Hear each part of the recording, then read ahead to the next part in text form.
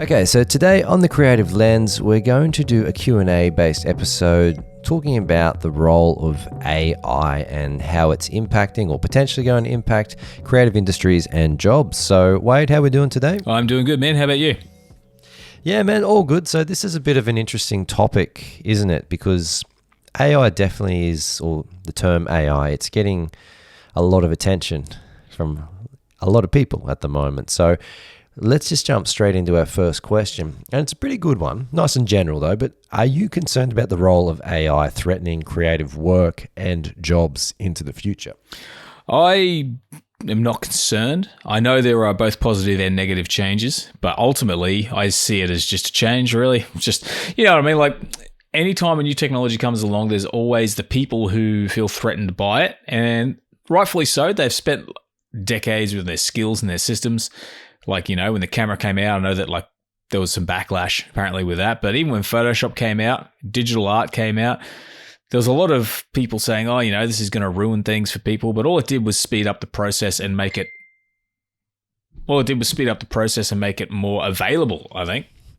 Yeah, I think it's one thing like people get, because is it safe to say that people don't understand the full impact of, and it's one of those things where they're potentially more scared about it than, you know what I mean? Like the reality is different to what you think it might be, kind of like the Y2K bug. Yeah. I think, yeah, obviously a lot of people might hear that and be like, it's not the same as Y2K, but I think impact-wise, like what you said, I do think so, yeah, because... But I mean like sort of having something which is a relatively an unknown commodity or an unknown impact, and it's one of those things where it's very easy to imagine the worst sides of it potentially. And like this is coming from the perspective, like full disclosure, of someone who's not an expert in the field. But I'm just saying that general human trait where we might think of like, oh, like you fear the unknown a bit. Oh, 100%, especially because AI has such an open path. Like the fact that it could reach any level. I mean, at the moment with AI image generators, which is what I cover a lot on my YouTube channel, you know, you punch in a bit of text to get an image, or you supply some bits and pieces and you can use AI to kind of amalgamate that or take it in a direction you want to go in. But there's no saying that in the future you can't simply go into ChatGPT, or even, it might not even be text-based, have a conversation with an AI about what you want and make adjustments. Like I can't see any reason why that wouldn't happen. And that could be pretty scary. But I think too, the other thing is you also got to view it through the lens of what's the value of the work. If you're talking about marketing, people just need to get things done. But there's also that degree of, I want to see a very purposefully human-made piece of whether it's art or work, depending on, because some people will get something different out of what you're creating. So I think there's still going to be traditional skills in that sense, because people love that. People love getting a hand-painted portrait still. But there's also going to be, you know, just we need an image that does the job, or whatever format or media you're using. Yeah, that's right. If it's sort of tradesman-like work, it will sort of help like automate and speed the process up. But one thing you said really interesting there was that I think people value how much work and effort has gone into something. Like put it this way. I can go to a park and there's people running all the time, right? And I'm not interested in people running. I'm not. But if I flick the TV on, the Olympics are on, and there's someone who is trained at running and dedicated themselves to running, I, as a bystander who has no interest in running, can appreciate the time and effort put into that. And I think art, like, for example, if you have no skills, like the person running in the park, people aren't necessarily going to value that. But someone who has dedicated themselves to an art form, people respect how much time and effort has gone into something that is of a high level. And I think there's, with art in particular as well, it's not an engineering equation. Art is like the transmission of thoughts and emotions through art. Like it's not something that's just like, I do a prompt and generate a song. Like I think if that was the case, then you'd have people really valuing like stuff which is being generated already. Like haven't seen like a masterpiece which is generated by AI, which the whole world just thinks is the most incredible thing. I could be wrong. I live in my bubble, but has that happened so far? I definitely, no, I agree with you 100%. I feel like, I feel like I said, when I was, to give you some examples, like when I was a graphic designer, people didn't care about me making the job as long as it turned out good and did the job. And I started using AI to speed up my workflow, and that was producing just a basic product. But when you see like something that someone's created that has a message, it makes a difference. And it's not the same media, not the same format, but the other example is I'm more of a heavy metal guy when it comes to music. But what I remember a few years ago, I started listening to some Tupac, and I got really hooked on it, and it wasn't metal, and it was different. We all have different like levels and different flavors of our taste, but the reason I got hooked on listening to his music is because of where he came from. The idea of like, what is life like for a guy like Tupac growing up in America and, on his side of the world, in his culture, like, the racism that he faced. I want to know that story about that person, and you can't get that from an AI. So there's that side of the spectrum, the other side of the spectrum, and I want to hear the emotion of him actually saying that. So, yeah, I agree that like the effort and the life lived behind someone is also, we want to know what other people are doing and other people are experiencing, and that's where AI really can't take that over. Yeah, and it's one of those things. It's like the old analogy of like the plastic flower versus the real thing. Like we value it because of its rarity, and the real flower dies.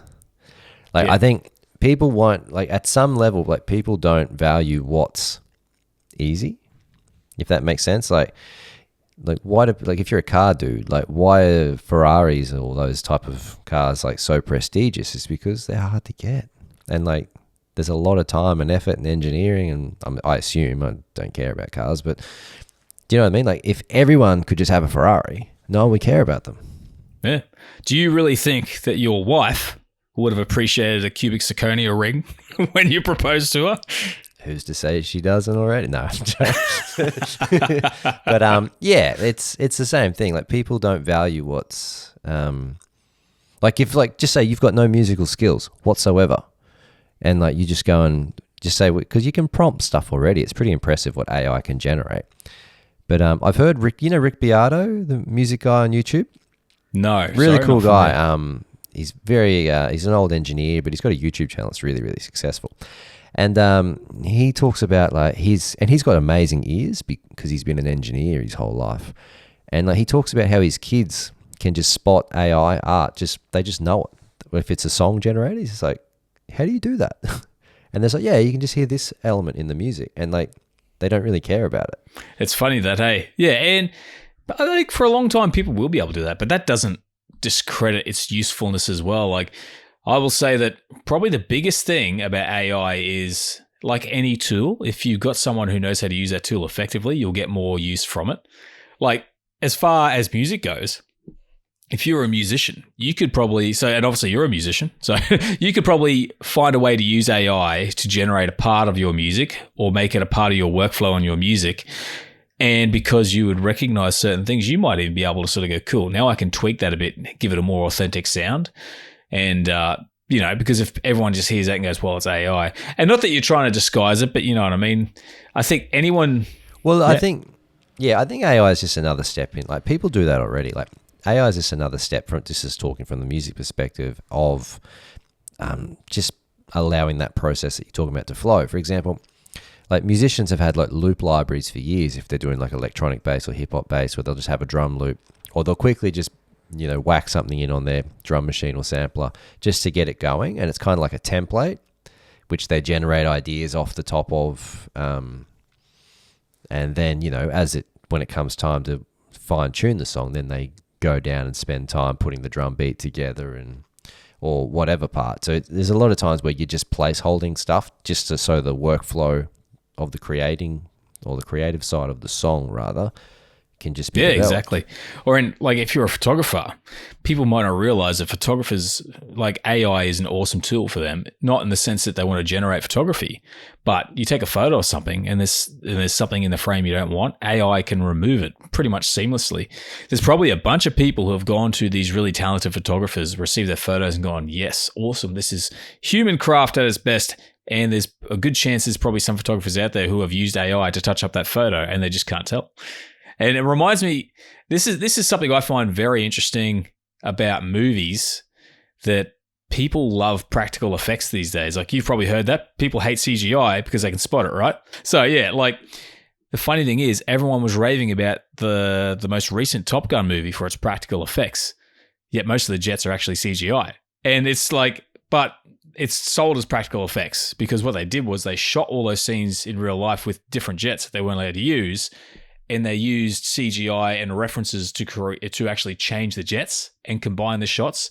And it's actually a ton of CGI in that movie, but because it looks real and the approach was more practical, they call it practical effects in quotation marks, but everyone loves it because they think it's practical, but it's actually just CGI. So I think when it comes to AI, you're going to see something similar where it becomes very useful and very good at doing its job, especially if someone understands that craft already and they're implementing AI.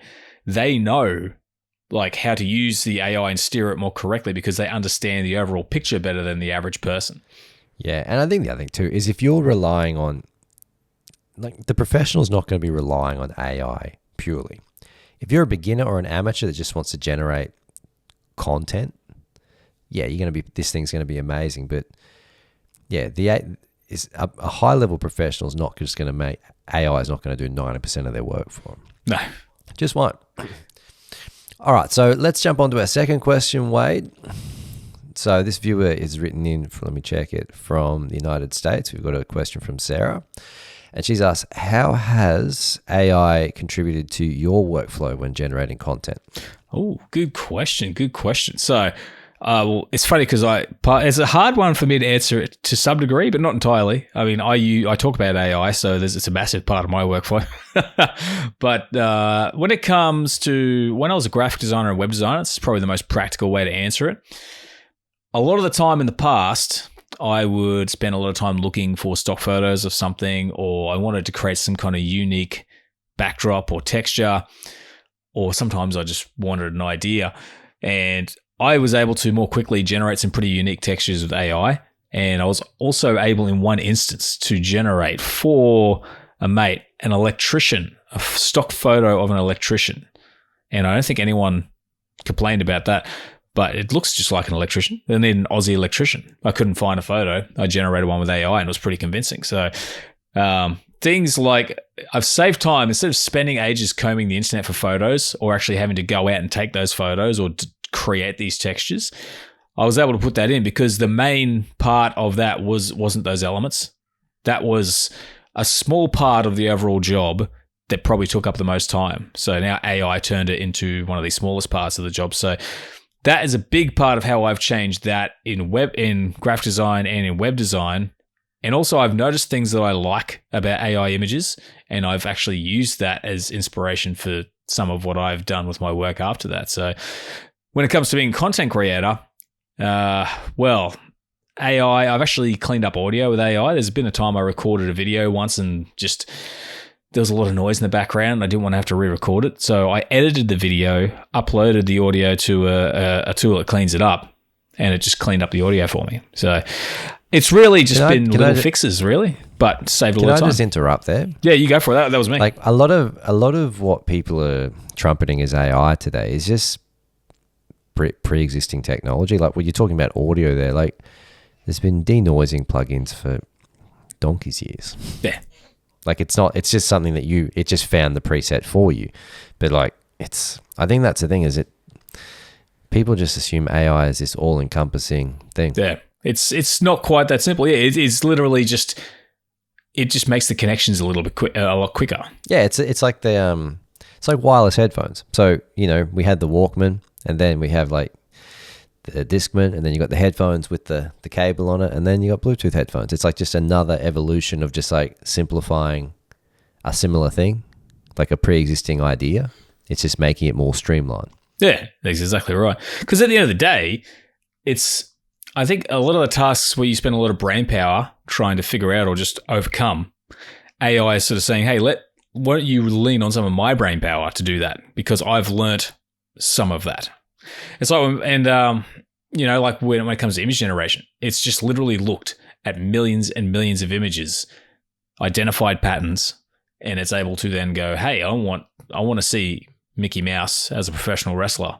And it will go, oh, well, professional wrestler looks like this, and Mickey Mouse looks like has the circles for the ear. And it learns the basic things, but it might not put together a perfect result. But imagine then you don't have to, come up with the image. You get a nice base and you can edit it. And I guess it's the same across other mediums. So yeah, don't know if I'm repeating myself, but you get the idea. No, very cool. Well, that's pretty interesting there. So I guess what are our takeaways from today is that it's people should just probably, in terms of the creative space, probably don't feel too threatened by it. I don't feel qualified to talk about it in any other way. I think if you're an artist looking to generate skills and build up your skills and earn the right, or not earn the right, but earn your ability to create art, in terms of developing your skill sets and expressing yourself in different ways, AI should just be a tool for you. I agree. My thought process is, yeah, there are so many lanes you can pick, but to kind of identify if you want to be a traditional artist, get good at your craft, and you can be that guy or that girl who's known for the traditional art, and you could excel at that because people always want it. For anyone else, if you want to speed up your productivity and still use your skills, AI can make things faster. And that's kind of how I look at it. Because I've got one of my relatives is a cabinet maker. So he builds kitchens and bathrooms and all that sort of stuff. And he does really high-end stuff. He only does high-end work. You can go buy a Bunnings, for those listening in Australia. You can get a cheap kitchen from Bunnings. They're mass generator type of thing. But he's learned that skill set and built it up over time, and he's got a career out of it. Yeah. So yeah, there's room for everyone, I think, with that sort of stuff. I agree. The flat packs might get better and better and better, but they're not going to compete with a master tradesman in regard to quality, and people can see the difference. Yeah, 100%. Yeah. All right, man. Well, let's wrap this one up. Cool to get some questions here. So for people wanting to get in touch with us, you can just get in touch via our YouTube channel. Is a great way to sort of reach out to us, to leave your comments and questions moving forward. But thanks everyone for listening, and we will catch you all in the next episode. Have a great day, guys. Thanks for listening.